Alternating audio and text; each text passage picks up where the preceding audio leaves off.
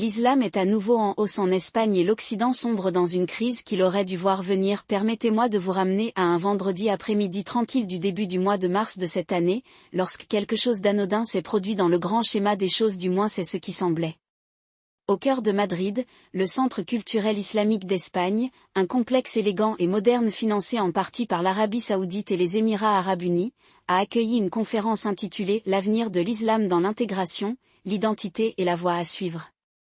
L'événement a réuni des responsables du gouvernement siche, des diplomates de pays à majorité musulmane et une poignée d'universitaires européens. Selon le récit, la population musulmane d'Espagne est principalement composée d'immigrants du Maroc, d'Algérie et d'autres pays d'Afrique du Nord venus dans les années 1990 et 2000 à la recherche d'opportunités économiques. Beaucoup appartiennent à la deuxième ou à la troisième génération, parlent couramment le siche et s'identifient autant à la culture siche qu'à leur pays d'origine. Le gouvernement a mis en œuvre de solides politiques d'intégration, notamment des cours de langue, des formations professionnelles et des initiatives interconfessionnelles. Il n'y a pas de grands partis politiques islamistes en Espagne, pas de réaction significative de l'extrême droite contre les musulmans, ni de manifestations ou d'émeutes à grande échelle. En bref, l'Espagne a réussi à éviter le « problème musulman » qui frappe d'autres pays européens. Et pour être honnête, il y a une part de vérité là-dedans. L'Espagne a évité le genre d'affrontements explosifs observés en France, où les débats sur le hijab et le burkini sont devenus des points chauds dans les guerres culturelles. L'extrême droite, mais c'est ici que cela devient intéressant. La croissance n'est pas seulement une question de taux de natalité. Il s'agit de conversion. L'Espagne a l'un des taux de conversion à l'islam les plus élevés d'Europe, avec environ 5 000 à 10 000 siars se convertissant chaque année, selon l'Union des communautés islamiques d'Espagne. C'est un chiffre stupéfiant si l'on considère que la population musulmane d'Espagne est encore relativement petite. À titre de comparaison, la France, avec une population musulmane 5 fois plus nombreuse, connaît environ 3 000 à 5 000 conversions par an. Qu'est-ce qui motive cela ? Cela est en partie culturel, de nombreux siars sont attirés par l'accent mis par l'islam sur la famille, la tradition et la communauté dans une société devenue de plus en plus laïque et atomisée. Mais cela est aussi en partie géopolitique. Vous voyez, le phénomène de conversion en Espagne ne se produit pas en vase clos. Ce n'est pas seulement une question religieuse, c'est une question de sécurité nationale. Parce que lorsque des gouvernements étrangers contrôlent l'infrastructure religieuse d'une minorité significative dans votre pays, vous perdez le contrôle du récit. Vous perdez la capacité de contrer la radicalisation. Et vous créez une cinquième colonne qui peut être activée lorsque les tensions géopolitiques augmentent. Laissez-moi vous donner un exemple. En 2020, le gouvernement siche a tenté de faire adopter une loi qui aurait interdit le financement étranger des mosquées et aurait exigé que tous les imams soient formés en Espagne. La loi a été édulcorée après un intense lobbying du Maroc et de l'Arabie Saoudite. La version finale ? Un compromis et influence religieuse, le Diyanet a étendu de manière agressive sa présence en Espagne, envoyant des imams, en distribuant des Corans en langue turque et en promouvant une version de l'islam profondément liée au projet politique d'Erdogan. Le Diyanet contrôle désormais plus de 50 mosquées en Espagne et son influence ne cesse de croître. 2. Levier économique, des comédiens turcs, dont beaucoup sont liés au cercle restreint d'Erdogan, ont acheté des biens immobiliers, des médias et des infrastructures à Siche. En 2022, un consortium turc a acquis une participation majeure dans le plus grand groupe de médias espagnols, Prisa, propriétaire d'Elpey et de Cadnaser. Cela donne à la Turquie une influence directe sur le paysage médiatique espagnol. 3. Lobbying politique, la Turquie entretient des liens avec les politiciens de Siche, en particulier à gauche. Depuis 70 ans, les États-Unis et leurs alliés européens dominent la Méditerranée. L'OTAN contrôle les voies maritimes. L'UE fixe les règles économiques. Et l'influence culturelle occidentale d'Hollywood à McDonald's a façonné l'identité de la région. Mais cette domination s'érode. Et l'islam est l'une des principales forces qui accélère cette érosion. 1. Le déclin de l'influence occidentale en Méditerranée. La Méditerranée a toujours été un espace contesté. Pendant des siècles, elle a été le centre du monde, le carrefour des empires, des religions et des civilisations. Mais après la Seconde Guerre mondiale, les États-Unis et leurs alliés européens ont bouclé la région, garantissant qu'aucune puissance rivale ne puisse défier la domination occidentale. Cela change. La Russie étend son influence en Libye, en Syrie et en Algérie, en utilisant des mercenaires, des contrats énergétiques et des ventes d'armes pour prendre pied. Voilà qui est inconfortable, l'armée espagnole n'est pas préparée à ce type de guerre hybride. Les forces armées de Sich sont toujours structurées pour mener des guerres conventionnelles, chars, avions de combat, blocus naval. Mais la véritable bataille se déroule dans les mosquées, dans les camps de migrants, dans les locaux du gouvernement local, où des groupes islamistes s'emparent discrètement des conseils municipaux. En 2022, le propre rapport interne de l'armée Sich avertissait que la population musulmane du pays était en train de devenir une « cinquième colonne » pour les puissances étrangères. Le rapport a été enterré. Personne à Madrid ne voulait l'entendre. Et puis il y a l'aspect énergétique. L'Espagne est la porte d'entrée du gaz algérien vers l'Europe. L'Algérie, rappelons-le, est un allié de la Russie. En 2022, lorsque l'Algérie a interrompu l'approvisionnement en gaz du Maroc lors d'une dispute diplomatique, l'Espagne s'est retrouvée prise au milieu. Le gouvernement Sich s'est empressé de trouver des approvisionnements alternatifs, mais le mal était fait. Moscou venait de démontrer qu'il était possible de fermer le robinet énergétique de l'Europe d'un simple coup de téléphone. Et qu'en est-il de l'Espagne ? Dépendant d'un pays de plus en plus aligné sur la Russie et la Chine. Permettez-moi de mettre cela en perspective. Dans les années 1980, l'Espagne constituait un rempart de l'OTAN contre l'action soviétique en Méditerranée. Aujourd'hui, c'est un maillon faible de l'Alliance. Son armée est sous-financée, ses services de renseignement sont fragmentés et sa classe politique est plus préoccupée par les signaux de vertu concernant l'islamophobie que par la réponse aux menaces très réelles pour la sécurité posées par l'infiltration islamiste. En 2023, le budget de la défense de l'Espagne ne représentait que 1,3% du PIB, soit bien en dessous de l'objectif de 2% de l'OTAN. Pendant ce temps, la Turquie dépense 2,1% et l'Arabie saoudite 8,4%. Il n'est pas nécessaire d'être un stratège militaire pour voir le problème ici. Maintenant, ça va peut-être, mais l'Espagne est toujours une démocratie. Cela ne reviendra pas aux islamistes. Et vous avez raison du moins, pas de la même manière que l'Iran est tombé en 1979. Mais ce n'est pas le cas. Le fait est que l'Espagne est en train de devenir un champ de bataille pour l'influence et que l'Occident est en train de perdre. Chaque mosquée construite avec l'argent qatari, chaque imam formé à Ankara, chaque vague migratoire orchestrée par Rabat est un pas vers une Europe moins occidentale, moins chrétienne et moins libre. Et voilà, personne à Bruxelles ou à Washington ne semble s'en soucier. L'UE est trop occupée à donner des leçons à la Hongrie sur « l'état de droit » pour se rendre compte que son propre flanc sud est fragilisé. Les États-Unis sont trop distraits par la Chine et l'Ukraine pour prêter attention à ce qui se passe en Méditerranée. Et l'Espagne ? L'Espagne est trop occupée à débattre sur l'opportunité de qualifier la Catalogne de « nation » pour se rendre compte que sa souveraineté même est en jeu. Ce n'est pas seulement un problème de Sich. C'est un problème européen. Et si nous ne nous réveillons pas bientôt, ce sera un problème occidental. Parce que la Méditerranée n'est pas qu'une mer. C'est la ligne de front d'une nouvelle guerre froide, une guerre que l'Occident est en train de perdre. Or, ce que la plupart des gens ne réalisent pas, c'est que ce changement ne se produit pas dans le vide, il est accéléré par la politique intérieure espagnole, une tempête parfaite d'aveuglement idéologique, d'opportunisme électoral et de décadence institutionnelle. L'establishment madrilène a passé la dernière décennie à prétendre que la population musulmane croissante en Espagne n'est qu'une communauté d'immigrés parmi d'autres, pas différente des Équatoriens ou des Marocains arrivés dans les années 1990. Mais ce n'est pas ce que montrent les données. Laissez-moi le décomposer. Tout d'abord, les chiffres. La population musulmane d'Espagne a presque triplé depuis 2000, passant d'environ 500 000 à plus de 2,5 millions aujourd'hui, soit environ 5% de la population. Cela peut paraître peu, mais c'est concentré dans les principales zones urbaines de Catalogne, d'Andalousie et de Madrid. Dans certains quartiers de Barcelone et de Ceuta, les musulmans représentent déjà 30 à 40% de la population. Et contrairement aux précédentes vagues d'immigration, celle-ci n'est pas assimilable. Une étude de Pew Research de 2022 a révélé que 65% des musulmans Sich s'identifient plus fortement à leur identité religieuse qu'au fait d'être Sich. À titre de comparaison, ce chiffre est de 38% en France et de 25% en Allemagne. Alors pourquoi l'Espagne est-elle différente ?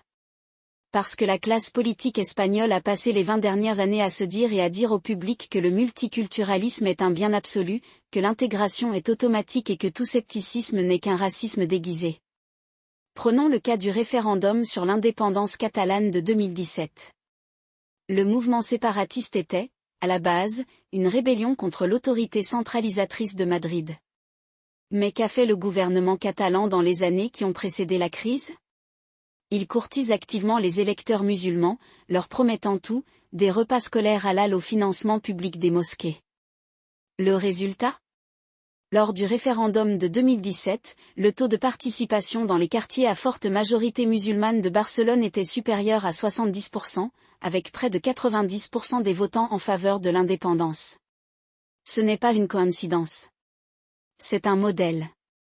La même chose s'est produite en Andalousie en 2018, lorsque le Parti socialiste PSOE a formé une coalition avec le parti d'extrême gauche Podemos et le parti indépendantiste Adelante Andalusia, qui avaient tous deux passé des années à courtiser les électeurs musulmans en leur promettant des prestations sociales accrues et des politiques d'immigration assouplies. Le message était le suivant: si vous voulez rester à Madrid, votez pour nous et nous veillerons à ce que vous obteniez ce que vous voulez. Maintenant, vous pensez peut-être, d'accord, mais l'Espagne est toujours une démocratie. Les gens ne laisseront pas cela aller trop loin.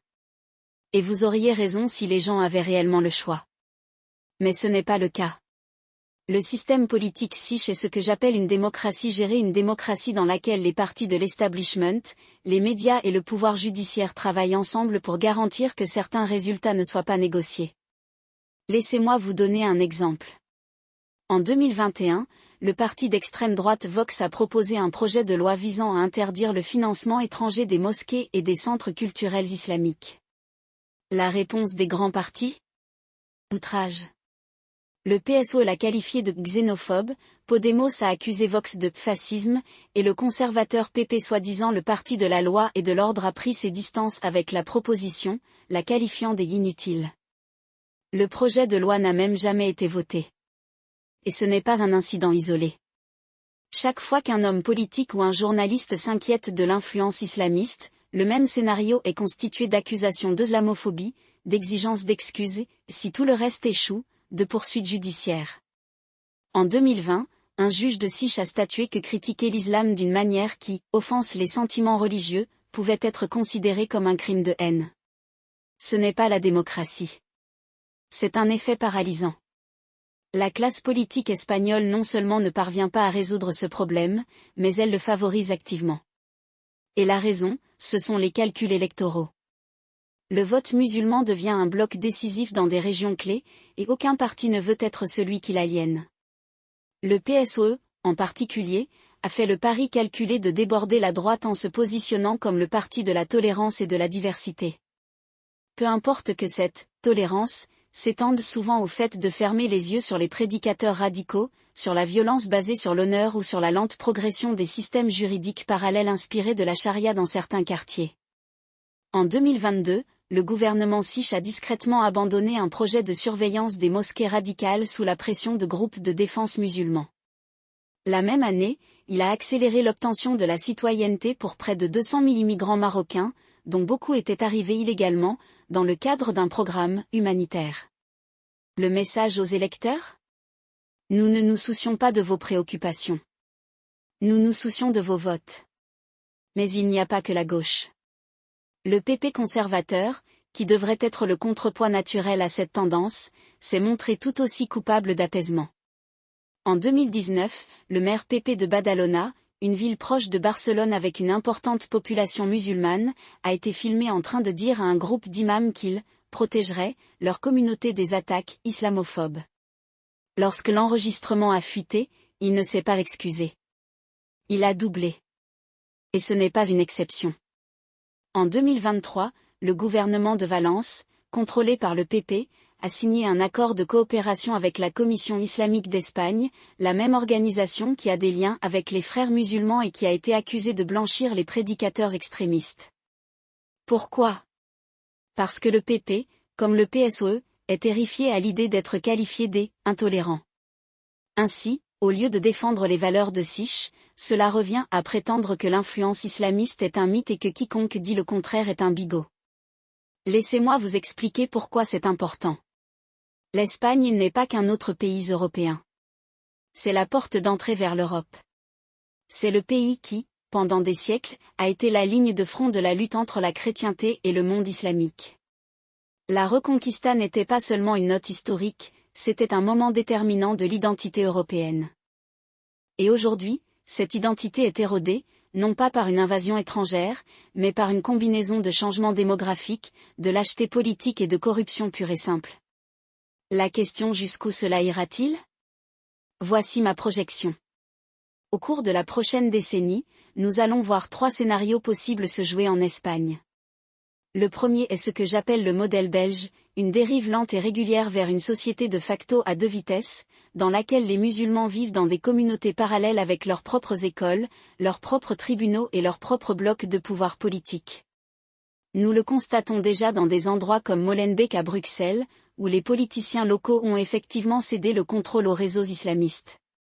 L'Espagne est sur la même trajectoire. Le deuxième scénario est le modèle français, une réaction violente, où la population autochtone, lassée de la criminalité, de l'érosion culturelle et du politiquement correct, se tourne vers un homme fort qui promet de rétablir l'ordre. C'est ce qui s'est passé avec Marine Le Pen en France, et c'est pour cela que Vox se positionne en Espagne. Le problème ? Le discours de Vox est souvent plus chaleureux que léger, et ses solutions comme les déportations massives sont à la fois irréalisables et contre-productives. Le troisième scénario est le modèle turc, une islamisation lente, dans laquelle l'État coopte progressivement les institutions islamiques, les utilisant comme un outil de contrôle social. C'est ce qu'Erdogan a fait en Turquie, et c'est ce que fait le Maroc à Ceuta et Melilla, où le gouvernement Sich a effectivement externalisé la sécurité des frontières à Rabat en échange de « stabilité ». Maintenant, vous pensez peut-être, les institutions espagnoles tiendront sûrement le coup. L'armée, la justice, les médias ne permettront pas que cela se produise. Et c'est là que vous vous trompez. Les institutions espagnoles sont plus faibles qu'elles ne l'ont été depuis des décennies. Le système judiciaire est politisé, l'armée est sous-financée et les médias sont soit dans la poche du gouvernement, soit trop effrayés pour poser des questions difficiles. En 2023, un tribunal de Sich a jugé qu'un homme musulman qui battait sa femme parce qu'elle refusait de porter le hijab n'était pas coupable de violence domestique parce que ses actes étaient motivés par la culture. Ce n'est pas la justice. C'est la reddition. Et c'est un signe des choses à venir. La véritable tragédie est que le déclin de l'Espagne n'est pas inévitable. C'est un choix. Un choix fait par une classe politique qui préfère promouvoir la diversité plutôt que de défendre sa propre civilisation. Un choix fait par un média qui préfère s'en prendre aux islamophobes plutôt que d'enquêter sur les réseaux islamistes. Un choix fait par un électorat à qui on dit depuis si longtemps que sa culture est le problème qu'il a commencé à y croire. Mais voici le problème, ils peuvent être défaits. La question est de savoir si l'Espagne se réveillera avant qu'il ne soit trop tard ou si elle suivra le chemin de tant d'autres grandes civilisations, non pas avec fracas, mais avec un gémissement. Ce que la plupart des gens ne réalisent pas, c'est que la situation difficile de l'Espagne n'est pas seulement un problème de Sich, c'est un problème européen, et il se joue en temps réel avec une sorte de symétrie étrange. Prenez l'enquête Pew Research de 2023, qui a révélé que 45% des siards de moins de 30 ans pensent que l'islam est compatible avec les valeurs Sich.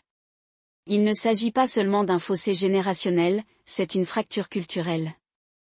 Comparez cela à la France, où la même question donne un taux d'approbation de 32%, ou à l'Allemagne, où il est de 28%. L'Espagne mène la charge dans ce que j'appelle la normalisation post-chrétienne de l'islam, et elle le fait à une vitesse qui devrait alarmer quiconque y prête attention. Laissez-moi vous expliquer pourquoi c'est important. Lorsque j'étais à Madrid l'année dernière, j'ai rencontré un haut fonctionnaire du ministère de l'Intérieur qui m'a dit, officieusement, que le gouvernement avait perdu le contrôle d'au moins 3 quartiers de Barcelone Ciutat Vella, Nou Barris et certaines parties de l'Hospitalet où les mosquées locales fonctionnent comme des gouvernements parallèles de facto. Il n'exagérait pas.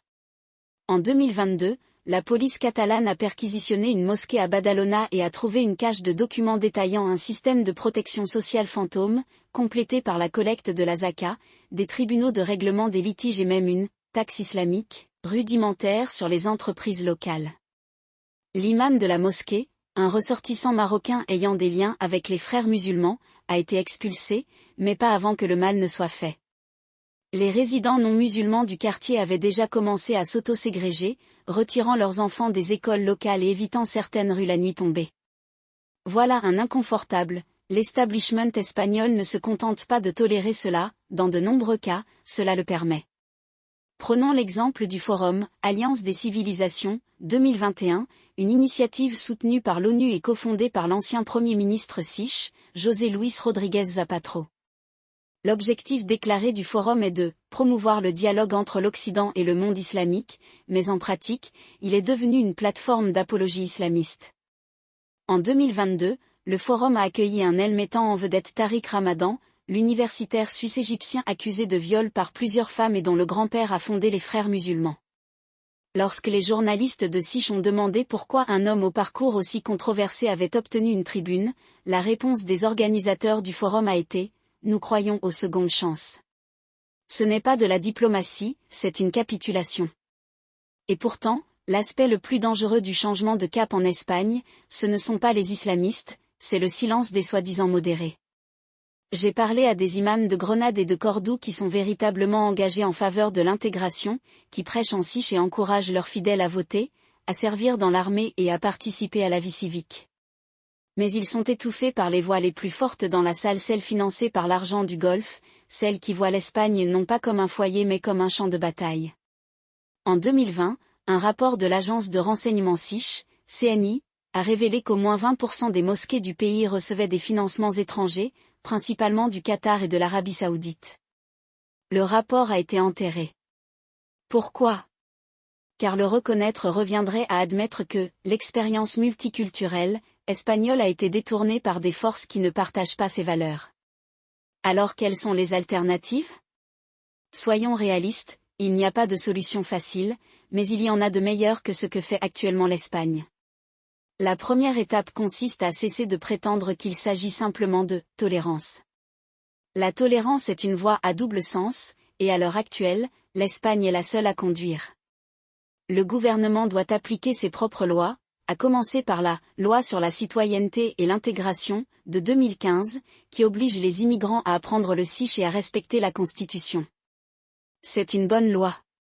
Ce n'est tout simplement pas appliqué. En 2023, seuls 12% des immigrants non européens en Espagne ont réussi le test de langue et d'éducation civique requis pour la résidence permanente. Ce n'est pas un échec d'intégration, c'est un échec de volonté politique. La deuxième étape consiste à cesser de sous-traiter la sécurité de l'Espagne à des puissances étrangères. L'influence du Maroc à Ceuta et Melilla est une humiliation nationale, et elle ne fera qu'empirer. En 2022, Rabat a discrètement commencé à délivrer des cartes d'identité marocaines à des milliers d'habitants des deux enclaves, effaçant ainsi la frontière. La réponse du gouvernement Sich ?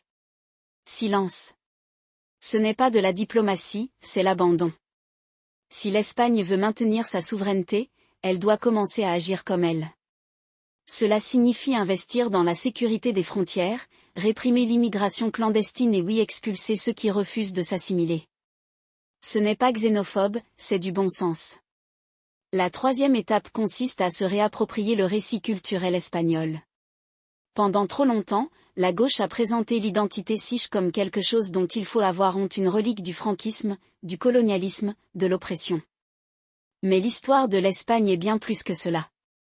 C'est la Reconquista, certes, mais c'est aussi l'école des traducteurs de Tolède, où les érudits musulmans, juifs et chrétiens ont préservé la sagesse du monde antique. Ce sont Cervantes, Velázquez, Goya, des artistes qui ont défini la civilisation européenne. Il s'agit de la Constitution Sich de 1978, qui a transformé une dictature en démocratie en moins d'une décennie. C'est cette Espagne qui mérite d'être défendue, et il est temps que la classe politique commence à le dire. Maintenant, j'entends déjà le « mais qu'en est-il des droits de l'homme ? Et de la liberté de religion ? » Pour moi, la liberté de religion n'est pas l'absence de critique. Si les élites espagnoles étaient sérieuses dans leur défense des valeurs libérales, elles cesseraient de confondre islam et islamisme et commenceraient à adhérer aux mêmes normes que toutes les autres idéologies. Cela signifie qu'il n'y aura plus d'exemption spéciale pour la nourriture halal dans les écoles, plus de décisions de justice, culturellement sensibles, plus de fermeture des yeux sur les mariages forcés ou les violences fondées sur l'honneur. Cela signifie traiter l'islam comme n'importe quelle autre religion avec respect, mais aussi avec examen minutieux. La dernière alternative est que l'Espagne doit décider quel type de pays elle veut être. Veut-elle être une utopie post-nationale, où les frontières sont fluides et les identités interchangeables? Ou veut-il être un État-nation, avec une culture définie, une histoire commune et un engagement envers sa propre survie? La première voie mène à la fragmentation, au genre de guerre civile lente à laquelle nous assistons dans les banlieues françaises. La deuxième voie requiert du courage, le courage de dire que certaines choses ne sont pas négociables, que certaines valeurs valent la peine d'être défendues, que certaines limites ne peuvent être franchies. J'ai passé ma carrière à étudier l'essor et la chute des civilisations, et je peux vous dire qu'aucune nation ne survit par accident. Il survit par choix. L'Espagne se trouve à la croisée des chemins et les choix qu'elle fera au cours de la prochaine décennie détermineront si elle restera une société souveraine et cohésive ou si elle deviendra un exemple d'avertissement pour le reste de l'Europe. Les islamistes le savent.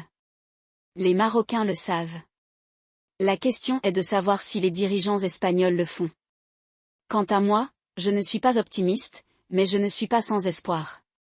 L'histoire est pleine de surprises et parfois, juste au moment où les choses semblent les plus sombres, une nation retrouve sa colonne vertébrale. L'Espagne l'a déjà fait. Il peut recommencer. Mais le temps presse. Les gémissements ont déjà commencé. La question est de savoir si l'Espagne aura la volonté d'y mettre un terme.